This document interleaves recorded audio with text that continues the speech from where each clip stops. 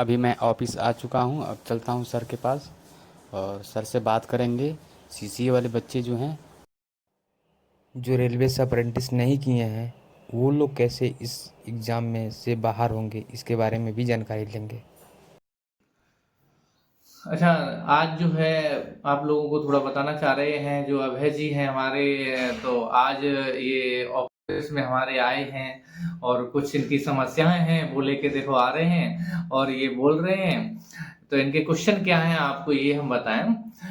ये जो है ना कहना चाह रहे हैं कि जो अभी सर कुछ दिन पहले नोटिस आ गया है रेलवे का ग्रुप डी लेवल 1 के लिए, और एक उधर कोर्ट केस चल रहा है कि उसकी डेट फिक्स हो रही है, उसकी तारीखें लग रही हैं और इधर डेट आ गई है।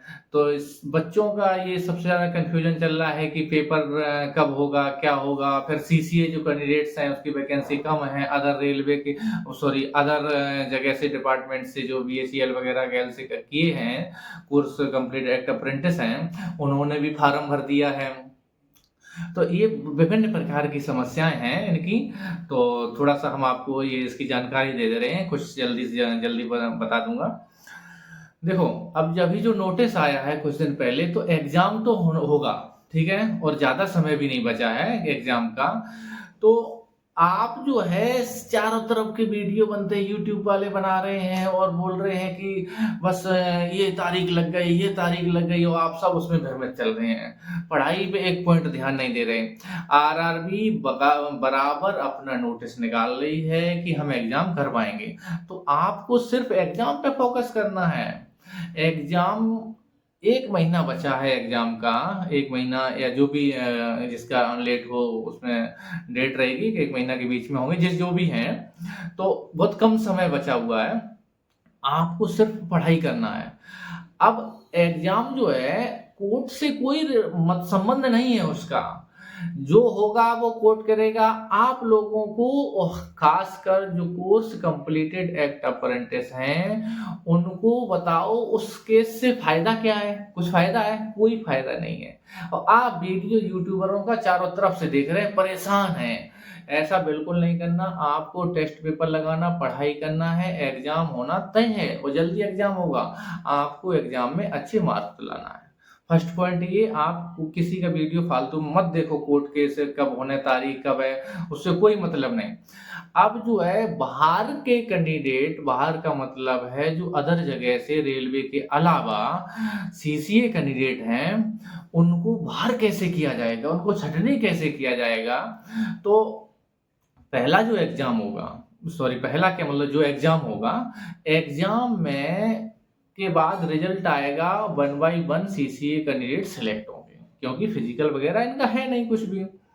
तो 1 बाय 1 हो जाएँगे, उसके बाद डीबी होगा, डीबी के समय जितने बाहर से किए हैं वो सर्टिफ़िकेट चेक करेंगे, वो छँटनी हो जाएगी। क्लियर? सब बाहर हो जाएँगे डॉक्यूमेंट वेरिफ़िकेशन जब आरआरबी कराएगा। उसके बाद कुछ वैकेंसी खाली हो जाएँगी। वैकेंसी का मतलब जैसे फॉर एग्ज़ाम्पल 2000 कैंडिडेट को बुलाया, उसमें अदर जगह के 100 थे, तो 100 बाहर हो जाएँगे, 100 कम हो जाएँगे, फिर से वेटिंग लिस्ट क्लियर कर ली जाएगी। अब जो भी कैंडिडेट सेलेक्ट हैं, वो पैनल उठा के कहाँ भेजा जाता है जॉइनिंग के लिए? डीआरएम ऑफिस मंडल कार्यालय। मंडल कार्यालय वाले फिर से एक बार डीबी कराते हैं। वो पैनल कहाँ गया? मंडल कार्यालय में। अब आरआरबी में जो डॉक्यूमेंट वेरिफिकेशन करते हैं वो भी तो लोग आम लोग होते हैं, तो उसमें सर्टिफिकेट सेम दिखता है। जैसे रेलवे से जो सीसीए किया है या मान लिया फॉर एग्जांपल बीएचईएल से किया है, तो वो दोनों सेम दिखते हैं सर्टिफिकेट, बस उसमें एस्टेब्लिशमेंट अलग नीचे से लिखा होता है।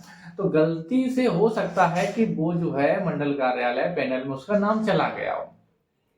तो जब मंडल कार्यालय डीबी कराएगा, मतलब डीआरएम ऑफिस डीबी कराएगा ज्वाइनिंग के लिए, तब उस समय उसको बाहर कर दिया जाता है, उसमें चेक करके और बाहर कर दिया जाएगा। या कुछ लड़के ज्वाइन नहीं करते हैं, कुछ लड़कों ने ज्वाइन नहीं किया, किसी दूसरी जगह सिलेक्शन हो गया, उस समय वो पूरा वैकेंसी खाली हो जाएंगी। जैसे 100 लोगों का पैनल आया था, उसमें से 10 लोगों ने ज्वाइन नहीं किया या किसी कारणवश बाहर हो गए, तो उसका रिप्लेसमेंट पैनल आरआरबी को मांगा। तो रिप्लेसमेंट पैनल जो मांग लिया है, तो आरआरबी ने फिर से जो भी 10-20 वैकेंसी खाली है वो फिर से मंडल कार्यालय में भेज दिया और फाइनल ज्वाइनिंग हो गई पूरी। ठीक है, ये नोटिफिकेशन खत्म हो गया। आपको सिर्फ और सिर्फ पढ़ाई करना है। जो मैंने पहले वीडियो बनाए थे, हमेशा हम कहते टेस्ट पेपर लगाओ, आप स्कोर देखो आपका स्कोर कितना जा रहा है, अलग अलग से सीरीज चेंज करो। ऐसा नहीं एक ही टेक्स्ट बुक लगा रहे, नहीं, आप बराबर चेंज करो, अलग अलग लगाओ। उसमें आपको पता चलेगा मेरे 50 नंबर आ रहे, 60 नंबर आ रहे, है ना, कि 40 आ रहे, कि 30 आ रहे। आप वहाँ स्ट्रेटजी के साथ में और एक्यूरेसी 100% ध्यान रखना है, ऐसा नहीं तुक्का मार के आ जाओ। ये हम एक और वीडियो बनाएंगे इस पे बार बार कि आपको कैसे सॉल्व करना है क्वेश्चन, क्योंकि हम यही देखते रहते हैं, ड्यूटी लगती है मेरी एग्जाम में, लड़कों को देखते रहते हैं कि किस प्रकार से सॉल्व करते हैं। वहां पे बैठे हैं लड़के, बराबर एग्जाम को अटेम्प्ट नहीं कर पाते हैं। इतना हम घूम घूम के देखते रहते हैं, कॉलेजों में ड्यूटी पे जाते हैं तो लड़के पीछे स्क्रीन पे देखते हैं, ये अटेम्प्ट ही नहीं कर पा रहा बेचारा बैठा हुआ। उसमें एक क्वेश्चन ऐसा ना टफ क्वेश्चन ले लिया और उस क्वेश्चन को बैठा 5 मिनट उसी में बैठा है, फिर उसके बाद भी वो क्वेश्चन नहीं हुआ और वो छोड़ दिया अगले को। अरे ऐसे नहीं अटेम्प्ट करना है, ये हम बताएंगे आपको कैसे अटेम्प्ट करना है। और आप अभी मन से पढ़ाई करो, टेस्ट पेपर लगाओ, पिछले साल के टेस्ट पेपर लगाओ। ठीक है, अब मैं यहाँ से निकल गया हूँ और आगे की जानकारी आप सभी को अगले वीडियो में मिलेगी। धन्यवाद।